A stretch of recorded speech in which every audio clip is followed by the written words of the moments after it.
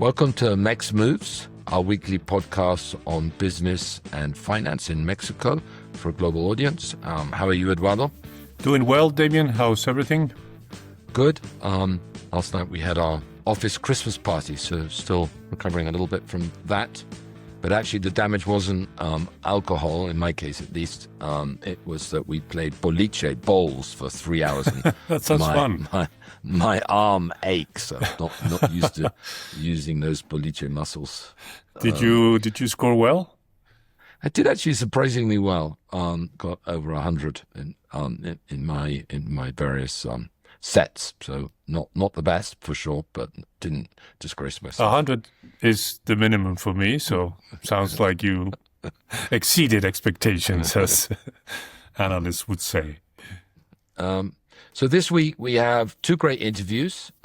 One with Duncan Wood on the USMCA, specifically the USMCA hearings in Washington, D.C. that are going on this week, the first hearings of the review of USMCA. And then we have an interview with Salvador Rivero, who is the new country head of Binance Mexico. The Binance, as everyone knows, is the world's largest crypto exchange.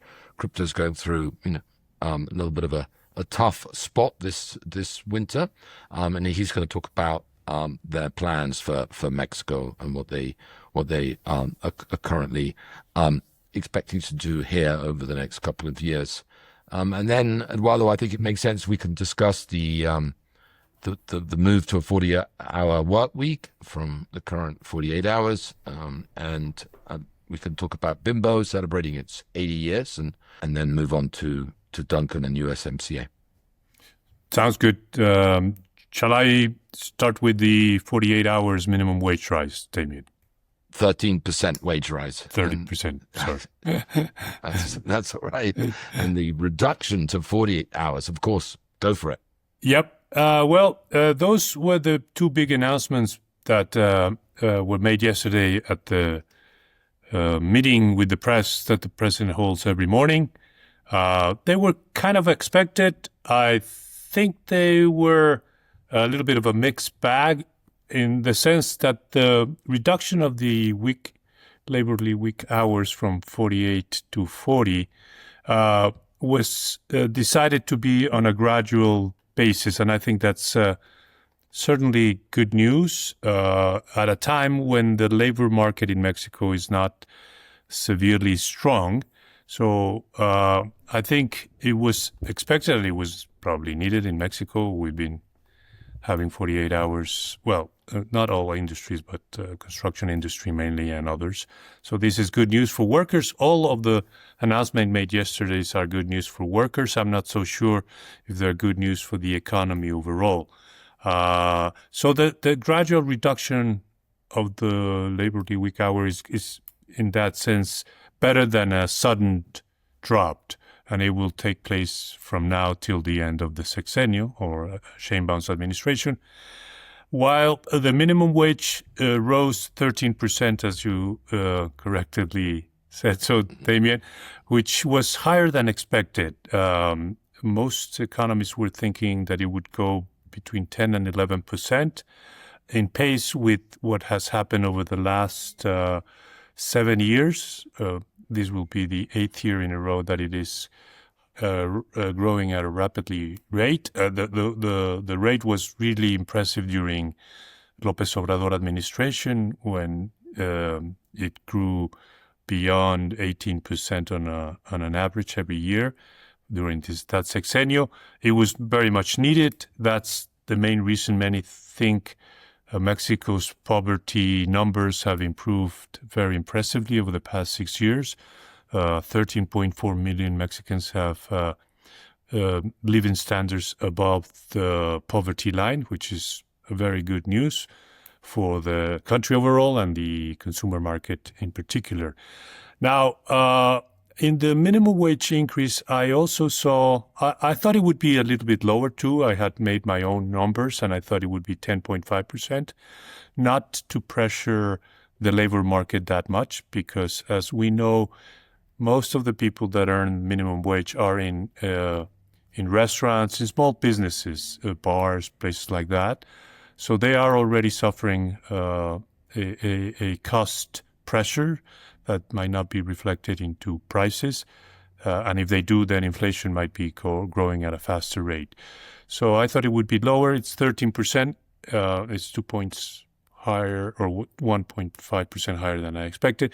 And the interesting thing to me was that in the border area, it only rose 4.5%, as it has already reached the target of two minimum of consumer baskets that Claudia Sheinbaum, the president, has aimed at having by the end of her sexennial. So by only raising 4.5% the minimum wage on the border area, it indicates to me at least that if they reach that level of the minimum wage, that they will slow quickly the minimum wage increases, not to hurt the labor market as much as it would if the minimum wage continues to grow at a faster rate.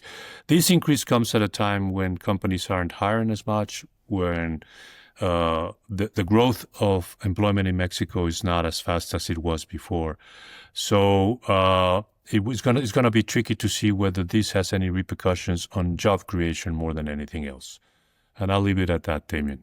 Yeah, I read an excellent column by our mutual friend, JP Spinetto in Bloomberg, my favorite columnist on Latin America, on macroeconomics and politics. I mean, he points out to one, as you mentioned, this minimum wage increase of 13% on average comes after 8 years of double-digit minimum wage hikes. And as a result, the minimum wage is now 70% of the median wage, which is pretty high by international standards. So Mexico's gone from sort of almost one extreme where the minimum wage was almost irrelevant certainly in more affluent parts of Mexico, like Mexico City and Monterrey, to now being a very, relatively sort of significant number compared to the median wage. And when that happens, and I think we're seeing evidence of this already, even before this increase, informality goes up because people can't afford to pay the minimum wage based on their profit margins and so on. And we're seeing, evidence of that in the labor market. And related to that, formal job creation goes down or stops growing at the rate of the population increase or the labor force increase. So the concern, I think, is that you're creating kind of, or not creating because it already exists, but you're reinforcing a two Mexico economy, the formal Mexico economy and the informal Mexico economy. As we all know, the productivity growth in the informal Mexico economy, which is more than half of total GDP, is much, much lower than in the formal economy. And you're creating incentives, for the informal side to grow, and the informal side to grow and the formal side to struggle. This, I think everyone agrees that Mexican work week is too long. It's great to reduce it to 40 hours. I think everyone agrees that Mexico's income distribution is unfairly skewed to the better off. So it's good that wages are going up. But by pushing this ahead of, let's say, productivity in the economy, you risk the unintended consequences of strengthening this bifurcated economy and hurting the competitiveness of Mexican companies.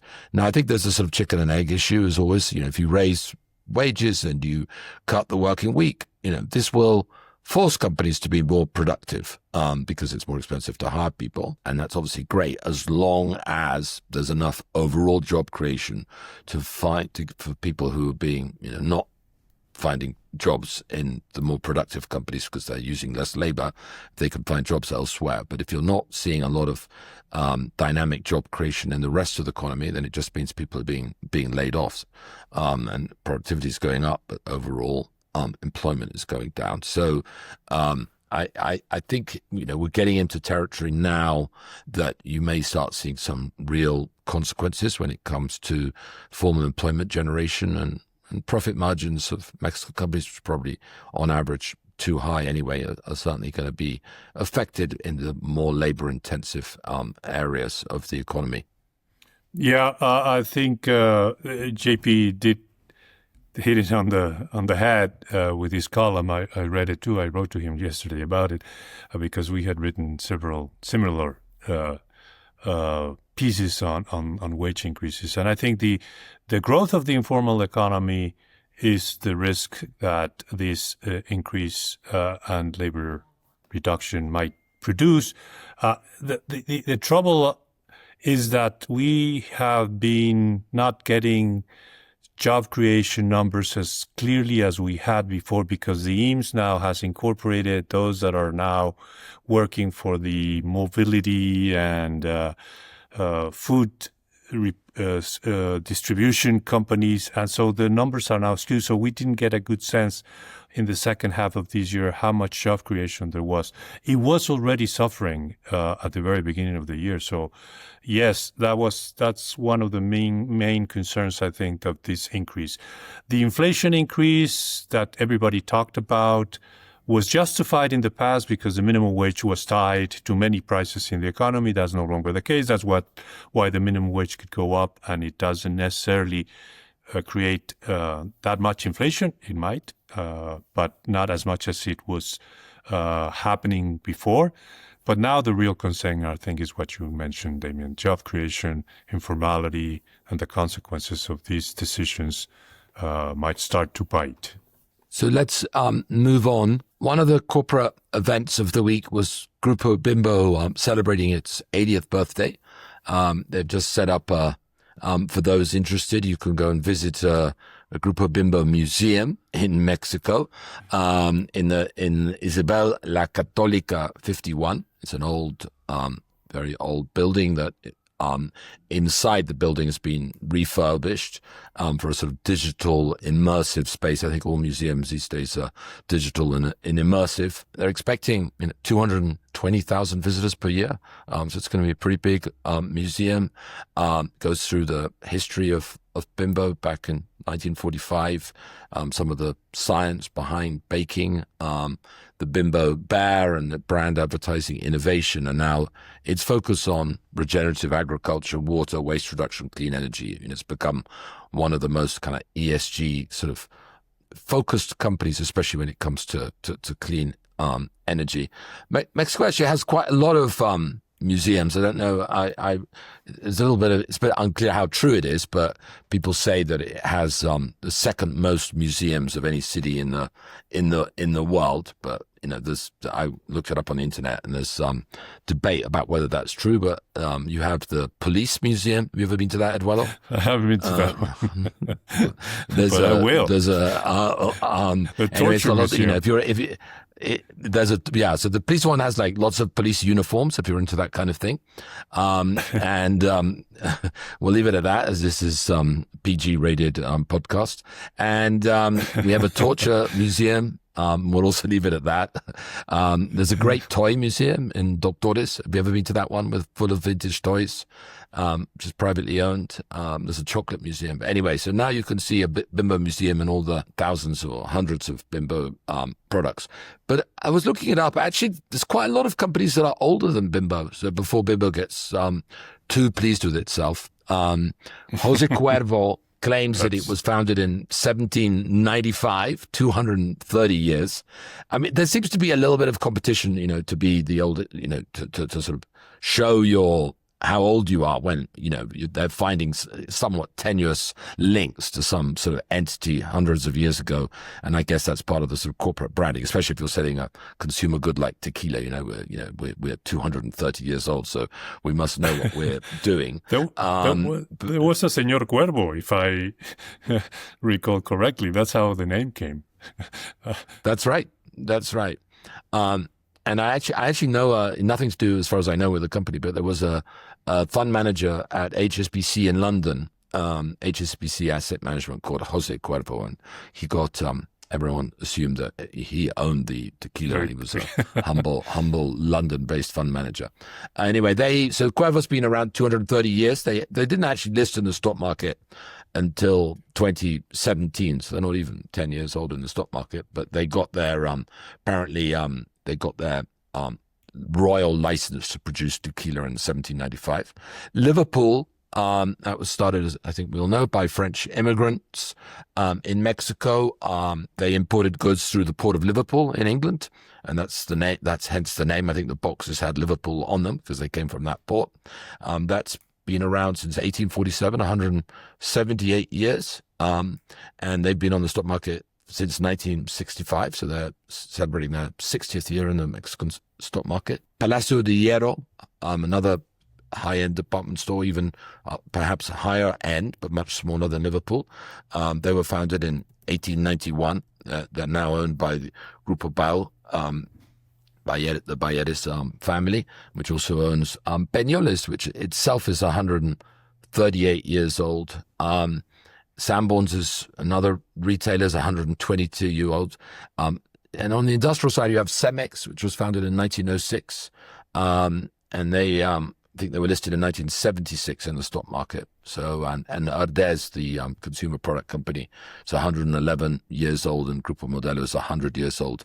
So I think what you see is a lot of companies were founded, or at least are said to have been founded in the Porfiriato period. There was sort of boom, from the 1890s, 1900s, 1910s in Mexico, and some of these companies come from that period. And then when you fast forward to the 1940s, after the Mexican Revolution, after Cardenas, you then see another boom of Mexican companies like Bimbo, Mabe, Aeromexico, so start getting founded, and they're so 80, 70 years old, depending case by case. It's interesting. I think El Liverpool and El Palacio de Hierro's original store could be seen as museums themselves. Damian, I don't know if you go downtown Mexico City. They're beautiful, beautiful old buildings. So I'm looking forward to do a little excursion downtown and catch on the Bimbo Museum.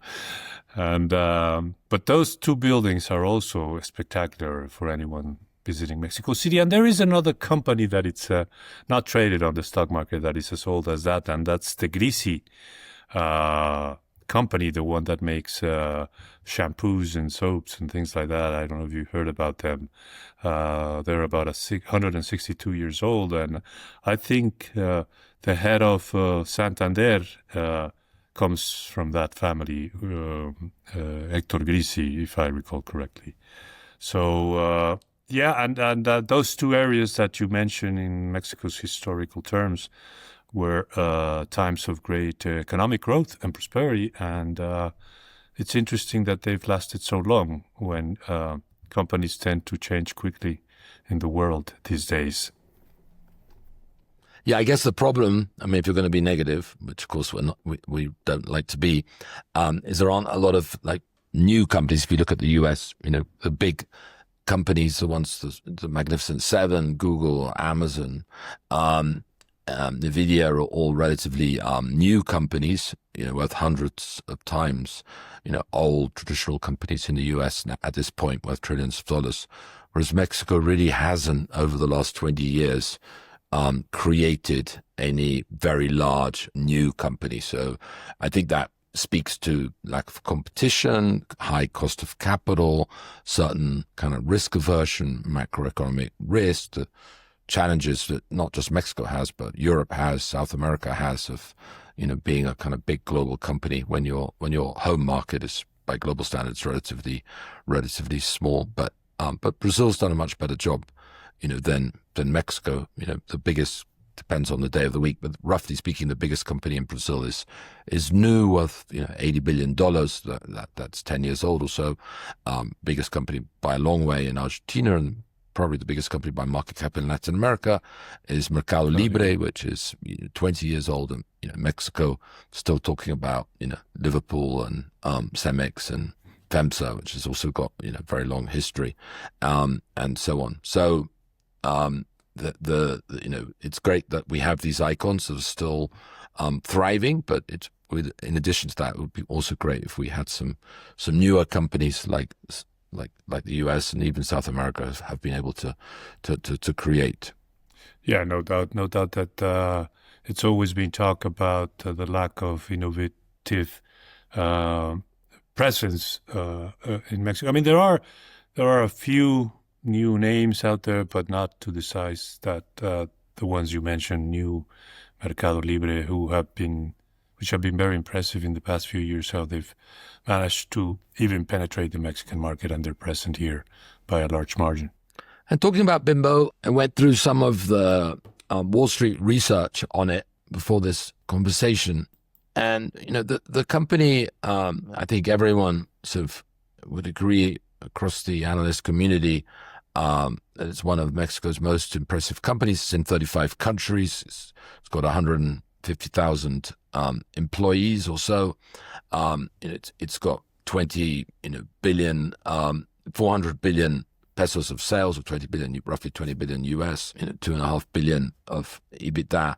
The company still, despite this massive diversification across these 35 countries or so, it's still about half of its cash flow, its EBITDA, comes from Mexico. Mexico's only about a third of its sales, but margins in Mexico are much higher than elsewhere, reflecting its market dominance in most of its products. It has 50 to almost 90% market share. So it's that gives it huge competitive advantages in a business where distribution is key and products are mostly perishable. But even in Mexico, the sort of concerns that margins can't go up much more than they already have, and volumes aren't performing particularly well, partly because of the weak Mexican economy, and some of the dollar-linked costs, wheat, oils, packaging are rising. So there's a sort of sense that Mexico might be maxed out. And the U.S. has definitely been, over the last couple of years, quite challenging for Bimbo. They've had to restructure multiple times, close down a lot of plants. Profits have come down. And I think what you're seeing there is a lot of private label pressure as U.S. retailers push their own brands instead of Bimbo's brands or other sort of branded products. In general, there are kind of concerns about health and weight reduction drugs, kind of cutting demand for these relatively high calorie products. And as a result of all of that, there's been quite a lot of restructuring, as I mentioned, and pressure on the company, and that's sort of hurt the overall stock price of Bimbo compared to the Mexican market. Fortunately, Latin America is doing quite well. Europe and Asia are all doing well, but the US has been difficult for the company, and even if the most recent results suggest that the worst is over there. Yeah, I mean, when you go to the States, you see a lot of Bimbo brands, and even in Europe, you also get some of the products there. It's tough. America is a tough market, as we know, and a lot of they've been growing there by acquiring companies that were facing difficulties. So that didn't mean that they would be paradise going to America. Let's see how they fare. Like you said, probably the worst is behind them, but it's a rough road, without a doubt. The competitive level in America is far higher than in South America, Mexico, and probably in Europe. Yeah. So just to finish before we go on to our interviews, Eduardo, we're about to talk to Duncan Wood, an expert, as we'll see, on USMCA. I just wanted to sort of give a quick wrap up on the USMCA talks before we go to Duncan. So I think, as many people will be aware, the 2026 process for USMCA is not technically a renegotiation, but it's a joint 6-year review after it was first approved in 2020 at the very end of the Trump administration. And the idea of that review is to allow each country to assess whether the agreement is working as intended, whether changes are required, and whether they want to continue the deal beyond 2036. So if they don't reach a deal, then it gets, as Duncan explains, it gets kind of extended on an annual basis until 2036.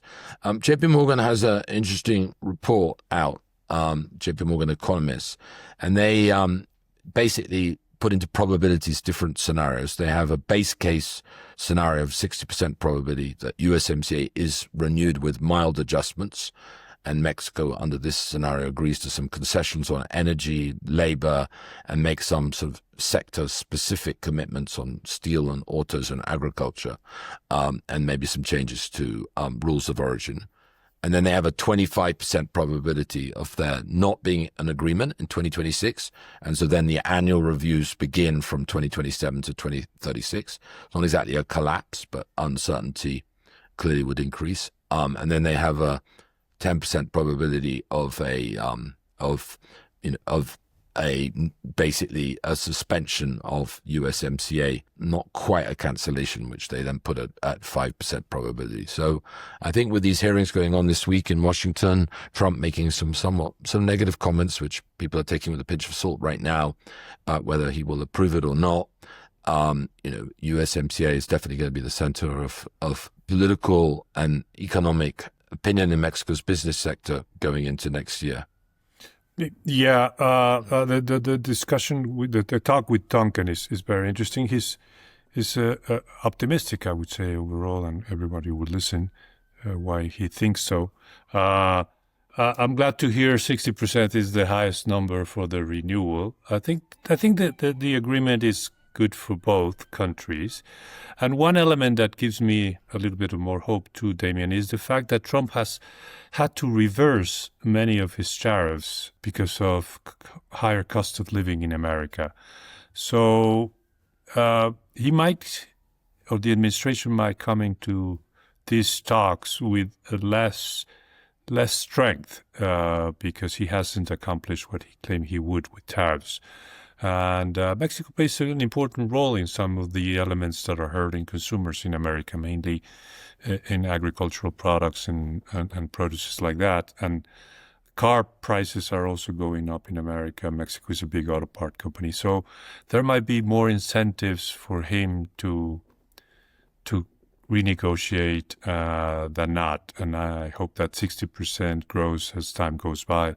But it's going to be a tough and it's going to be a very long year before we get a clear sense of what's happening. And if it does, there might be a nice repercussions in Mexico. If it doesn't, I don't want to even think what might be the causes to the Mexican economy's evolution in the future. Yeah, well, I mean, people said that Brexit would be a disaster for the UK economy, and it's probably been negative, but it continues to grow at a relatively similar pace to the rest of Europe. So even if it doesn't go through, I'm sure that Mexico will find a way to continue exporting 80% of its products to the US, but it will lose some of its shine without a question. Well, it's a real pleasure to have with us today my friend Duncan Wood. Duncan, how are you? Splendid, thank you. It's really good to be with you. Duncan, as many of you will know, is the CEO of Hearst International Consulting and a senior advisor at Miranda Partners. He serves as a global ambassador for the University of Leicester's Institute for Policy, and he also sits on the board of Transparency International. He used to lead the Pacific Council on International Policy, and he served as the Vice President for Strategy and New Initiatives and was the director of the Mexico Institute at the Wilson Center. And before that, he was a professor for many years here in Mexico City at the ITAM University. Duncan is an expert on U.S.-Mexico relations, critical mineral supply chains, energy, and he's sitting as we speak in Washington, D.C. So, Duncan, it's a big week for Mexico in Washington. Two important events. One, there are hearings on the USMCA, the first hearings on this new chapter of USMCA. And secondly, Claudia Sheinbaum will be in Washington on Friday for the World Cup draw, along with Carney from Canada and obviously Trump. So, and I think that will be her first visit to Washington as president and her first in-person meeting with Trump. As you know, our focus here is on business and finance more than on politics. But I was looking up before this talk the hearings and stories in U.S. newspapers on them, and I found almost nothing. So maybe Americans, maybe Washington, D.C. doesn't care too much about these hearings. What's your take on how important they are? Are people focusing on them, or is it relatively small fry stuff? I think we'll see some stories coming out in the aftermath of this marathon 3-day session of hearings at USTR. Predominantly in the business press, but, I think that we'll see some mainstream coverage as well. But a lot of what's being said there over these 3 days is already known because people submitted their written comments a long time ago. So we've had a chance to read those, to digest them. This is more kind of a public display of what industry groups, civil society groups, and individual businesses are thinking about USMCA review. And so there may be some things that come out, particularly in the Q&A session with USTR. But predominantly, I think what we're going to see over the next, or what we're seeing underway right now, is the great concern that the current U.S. administration, as well as the broader U.S. public, doesn't understand how important the USMCA is to the competitiveness of the United States on one hand, and connected to that, of course, strategic competition with China. That the United States really does need its North American partners and allies to be able to compete with China. And so I'm hopeful that that point is going to come out quite clearly. From reading the submissions to USTR, that does come through very, very clearly. But it's not an entirely rosy perspective on USMCA. I think that, what we can see in those comments is that there's still a lot of room for improvement. And some of that is certainly being laid at Mexico's door, that Mexico needs to make significant changes in its domestic politics and policy in order to really comply with not just the letter of the USMCA, but the spirit of the USMCA. So I suspect that there's, over the next couple of days, we're going to be seeing a lot of that come through.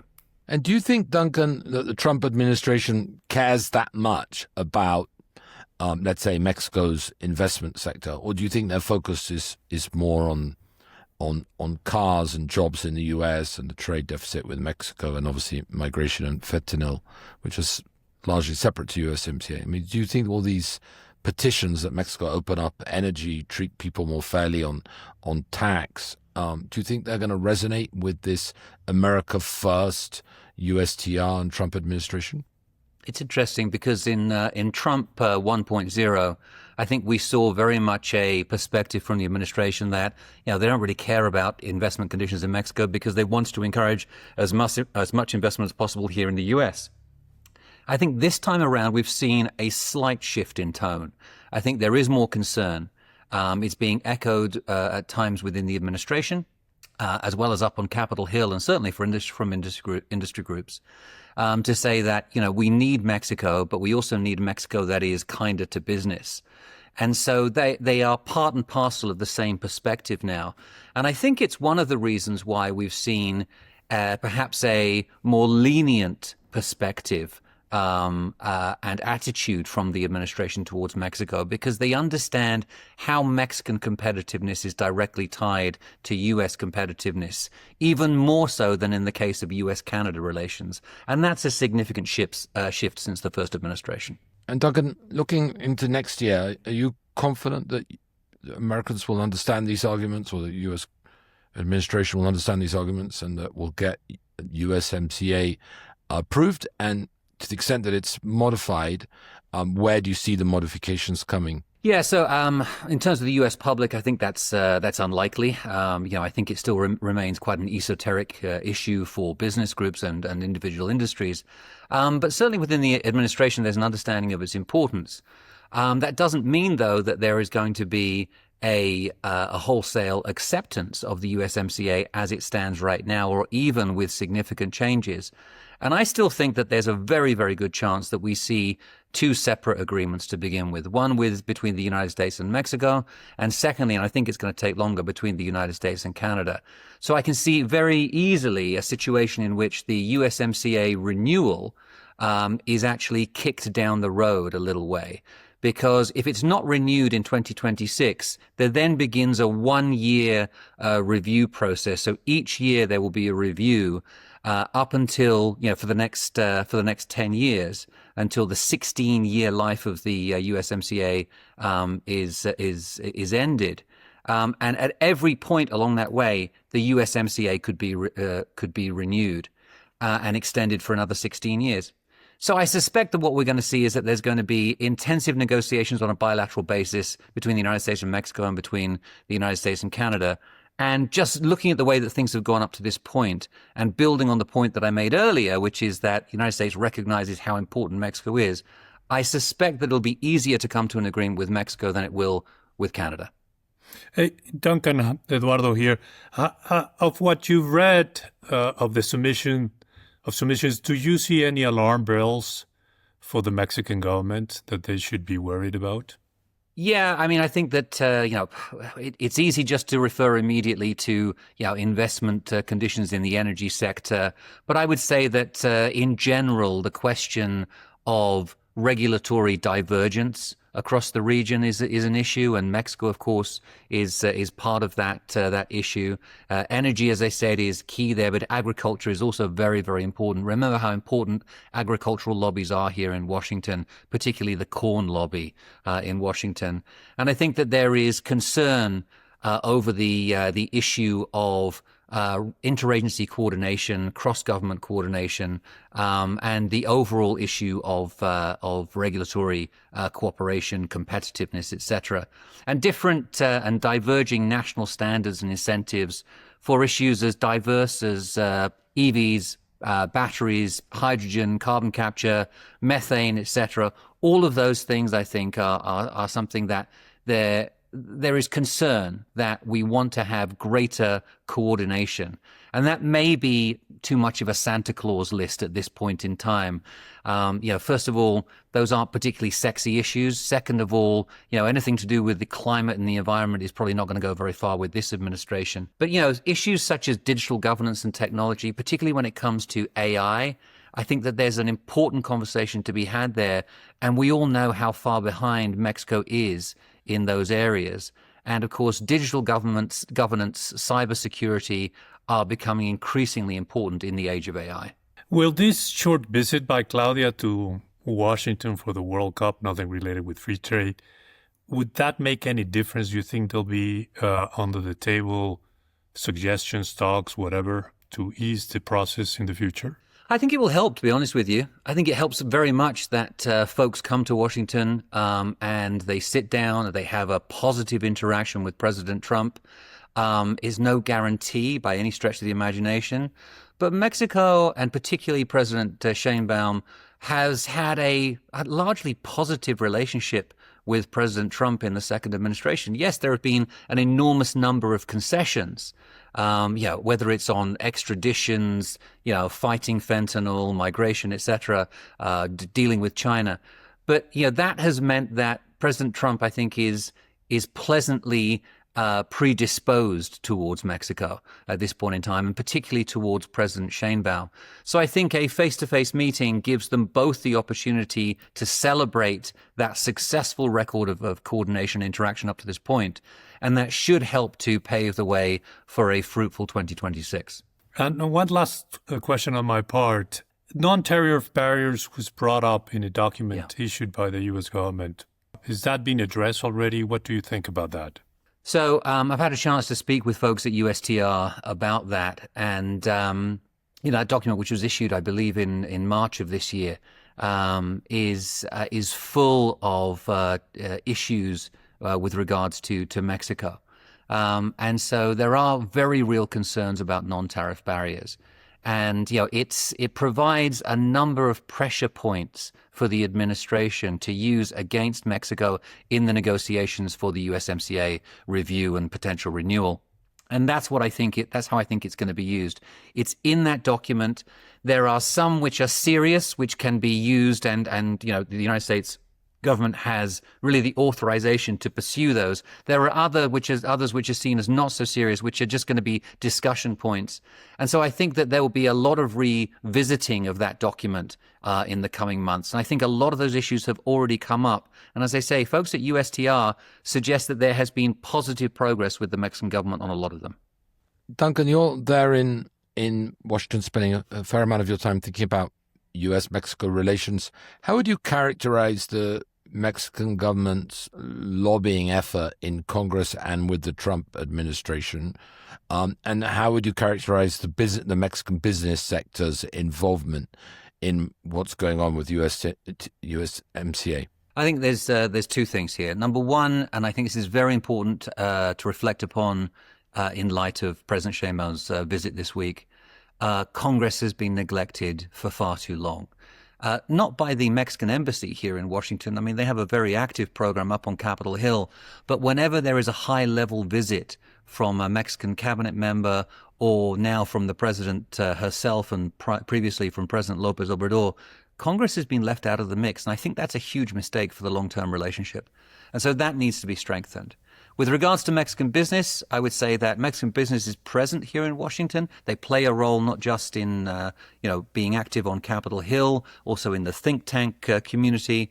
But I would say that it's probably never going to be enough. And when you compare how much other countries spend on lobbying here in Washington, it's really quite shocking to see how little the Mexican government spends on its lobbying efforts. And I think that, there's a very good case to be made for Mexico to expand its both its government spending on lobbying and the spending made by the Mexican private sector to be present here in Washington. Because I remember a time, and particularly at the end of the Calderon administration and the early years of the Peña Nieto administration, when there seemed to be a Mexican cabinet minister in Washington every week. Mexican business was here, very, very active, and a lot of that has died down. And so I think it's time to re-up the effort, not just because of the USMCA renewal, but because it's something that needs to be done on an ongoing basis. And countries like Israel, Turkey, all understand the importance of that. And I think that Mexico is really lagging behind. Thank you very much, Duncan. That was super interesting and helpful. Great pleasure. Thanks, Duncan. Thanks, Eduardo. Thanks, Damian. Delighted to have with us today Salvador Rivero, who leads Binance Mexico. Binance Mexico is the local arm of the world's largest crypto exchange. Salvador previously worked at Fintual, the fintech in Mexico and in Chile. He was formerly at BBVA Mexico, and he's a Y Combinator alumni. As Binance rebuilds trust globally, Mexico is emerging as a crucial growth market. How are you, Salvador? Good. Thank you very much, Damian, Eduardo, for having me today. It's a great opportunity to talk to you guys. Great. Well, maybe we kick off with a fairly straightforward question, Salvador. If you could tell us what your plans are for Mexico, how important is Mexico as a market for Binance right now, and how important do you plan it to become? Yeah, I think you probably heard that we recently announced an ongoing investment of about 1 billion pesos in the country. Part of that money obviously went to acquire and to kickstart the operation of our own regulated IFE here. So we have a regulated PSP in Mexico. So over the next few months, we're gonna continue the deployment of that investment. And just basically the idea here is that we actually cement, the leadership position that we already hold in the country. We're actually the most downloaded app in Mexico, and we are the leader, by far in terms of trading volume, right? So as Binance has grown incredibly over the past 8 years since it was started. We have now over 300 million users. And it is, as you said, the biggest exchange in the world and the deepest liquidity pool as well. And the focus has always been on the user, and I think that's been essentially the secret of that growth. And that's something that's not going to change in Mexico, right? I think that I'd say Mexico and Latam a little bit different than the other markets that we operate in. As you know, what's really driving adoption in the country is essentially what we call real world problems, like you call it remittances or you call it B2B payments, even, investments for some institutionals. So I guess, these areas, we will touch upon as we grow in Mexico. We're going to kind of like tackle, and we're tackling the market, from these different angles, from investment and trading for individuals and corporations to payments and crypto infrastructure. And I guess, being the biggest exchange in the world definitely has this advantage that we can actually tackle, the market from different angles. We definitely have the bandwidth and the power and the pockets to do so. So would it be fair to say, Salvador, that the license in Mexico is to enable you to tackle these real world problems, as you call it, remittances, payments, stablecoins, and so on, and that the crypto exchanging, which is the vast majority of your business right now, doesn't require any regulatory additions to what you currently have? Well, I guess, we've always thought that compliance, and licensing it's an incredibly important part of the industry. Of course, as the industry matures, and grows as big and as fast as it is growing right now. compliance and licensing is just a crucial part of it, to give essentially security and safety, to our users, and obviously certainty as well to our business. And I think that, having an IFPE falls within that strategy. In Mexico, we have, in case you didn't know, we're licensed in more than 22 jurisdictions all over the world, with different obvious licenses, but we're pretty licensed. I would say like we're probably the biggest and the most licensed and regulated entity in exchange in the world. I think Binance settled its U.S. money laundering and sanctions violation cases in the U.S. recently. Mexico is obviously a very high-risk jurisdiction for money laundering, given the prevalence of drug cartels and organized crime. What are you going to do in addition, given that Mexico is so high-risk, to ensure that Binance isn't used by organized crime to launder money? Yeah. Well, as I said before, but I think our industry has entered a phase of its development and maturation where regulatory compliance and is essential for the user experience and safety, for business success, and obviously for responsible growth. And we take that very seriously at Binance. Every year we actually invest more than hundreds of millions of dollars in world-class compliance and financial crimes program. Just for you to get an idea, we actually have the biggest team of compliance-related professionals in the world, with over 1,080 members. This is actually more than a fifth of our workforce. And I can tell you that no other company in the space actually matches that. And if you compare those to regional players, we actually have more compliance professionals than they have employees. So we take that very seriously. We understand that compliance and it's a way to protect and to better serve our users. And I think results actually show that. Recently there's a couple of companies called Chainalysis and TRM. They're crypto analytics companies. They actually released a study where they essentially place, the percentage of volume that is or touches, like on illicit funds and illicit transactions. And they did that through the 7 biggest centralized exchanges in the world. Of course, Binance is the first one among them. And they actually placed, these illicit funds, I would say direct relationship at 0.018% and of the transaction volume. And Binance is actually lower than that, way lower than that. Our illicit fund, I would say a contact directly stands at 0.007%, which is essentially a third of the other exchanges. And this, remarkable, obviously, because you have seen the growth rate of the volumes, over the past few years. And contrary to what you might think, our exposure to illicit funds has actually dropped, since 2023. This volume has dropped about 96%. So we're really investing heavily on that one. And then on top of that, we're actually collaborating actively with law enforcement agencies. Last year alone, for instance, we responded to over 60,000 requests from them to just basically help them. And we also proactively train investigators, from 80 countries, including Mexico. And so far, we have trained more than 1,300 investigators all over the world. So we take this very, very seriously. Salvador, could you give us a sense of how big Binance is already in Mexico? You said your app is the most downloaded app in the country. And what sort of volume or what sort of assets are people trading? Well, I can tell you, as I said before, it's we're already market leaders in terms of volume and in terms of downloaded app. And that's actually quite significant. In terms of, I would say, liquidity, we obviously look at liquidity, from a global perspective, because, and volume as well from a global perspective, because that's essentially where I would say a competitive advantage lies.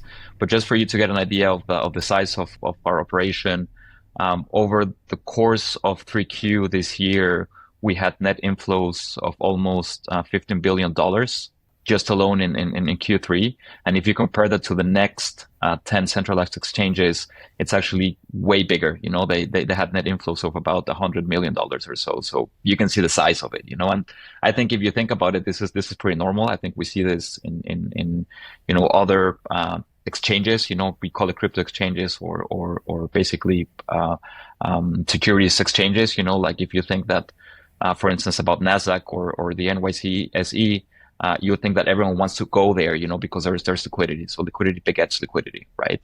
So this is something that we have been observing as well at Binance, and it just keeps growing. Like as the industry grows, regardless if you're you're in it for trading or for remittances or for payments, like there's a point of contact, when it comes to getting liquidity for those for trading those assets. So it's big, I can tell you that. In terms of cryptocurrencies, you have any plans of launching ETFs here or any of the other products that you trade in other countries? I think what's really important as well, like when you look at, I'd say like local operations all over the world, regulation actually plays a big role, like in terms of the things that you can do and you cannot do within a specific jurisdiction, right? So as you know, in Mexico, we're still a little bit behind in terms of crypto regulation, and I guess this would be obviously an invitation, to lawmakers to actually start acting on it. I think we're actually staying a little bit behind. Like you've seen the Americans actually start regulating that pretty heavily. The Genius Act this year, and some more legislation that's actually coming. And so basically everything that we do here will be dictated, I would say, by the things that we can do. In terms of what's regulated and what's not regulated, and what's allowed and what's not allowed, right? Okay, so in that sense, you're waiting for the rules of the game to be clarified, so you could start offering products and services according to that regulation. Yeah, in part, yes, of course. Like there's some things that of course we can do already under the current framework. There's some things that we cannot do under the current framework, and obviously, as you know, securities, ETFs, stocks is not necessarily something that's in scope for the moment. Are you worried, Salvador, that Bitso is your main local competitor? I understand. They also chair the FinTech Association in Mexico. They're a regulated IFB. They say that their stable coin business is responsible for 10% of or more of remittances in Mexico, i.e. more than $6 billion. Are you worried that the rules, when they come out, will be geared to favoring Bitso as a kind of local national champion over yourselves? I think, the fact that we are talking about competition is positive, right? I think this is something that we, as a company, embrace very much. Like our mission and our vision, basically guides us, to increase the financial freedom for our users and everyone around the world. And actually, competition does help with that. Right. So it's important to have competition. It keeps us as well, real. It keeps us on our toes, making sure that we maintain the focus on our users and that we keep offering them, services that are accessible and inexpensive. So in a sense, like we're obviously part of the ecosystem in here. We're very active as well in engaging, with lawmakers and law enforcement agencies, as we said before. So we're pretty confident, that we are well positioned as well to take advantage of the regulation whenever it comes. And obviously, with the investments that we're making, we feel pretty safe, in terms of having the pole position and take advantage of it whenever it comes to happen. And in that sense, Salvador, any other rivals that you see on the horizon that might hinder, or like you said, you enjoy competing against others?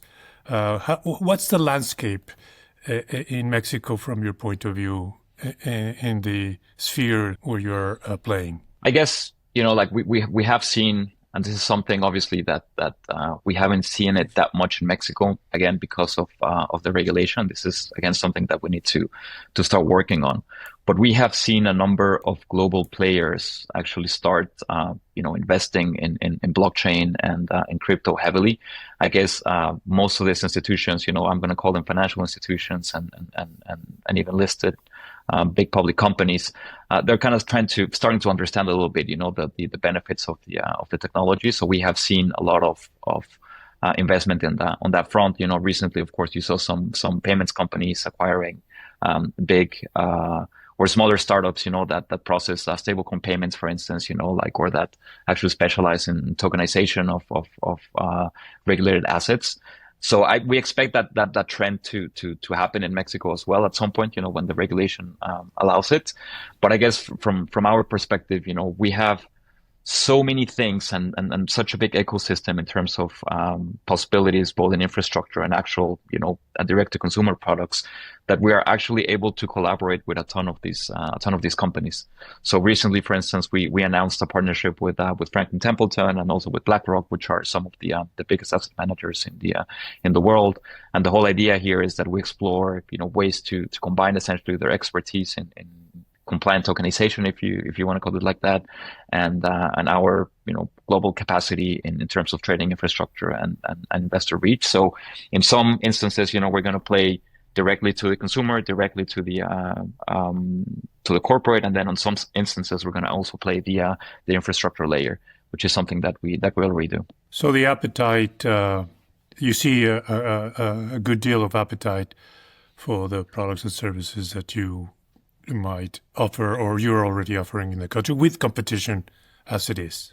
Absolutely. I think, as I said before, just the fact that we have such a deep liquidity is just a huge advantage, because everyone essentially, if you do crypto, then you basically have to do business with us. Can we talk about stablecoins?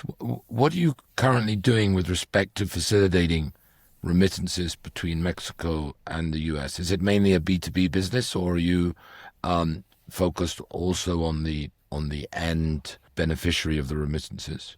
I'd say at this point, we're actually not necessarily doing anything on the last mile, both in Mexico and the US, but we are nevertheless, we have infrastructure and we have the possibility, or we give the possibility to our users to receive stable coins or any token for that matter in their wallet directly.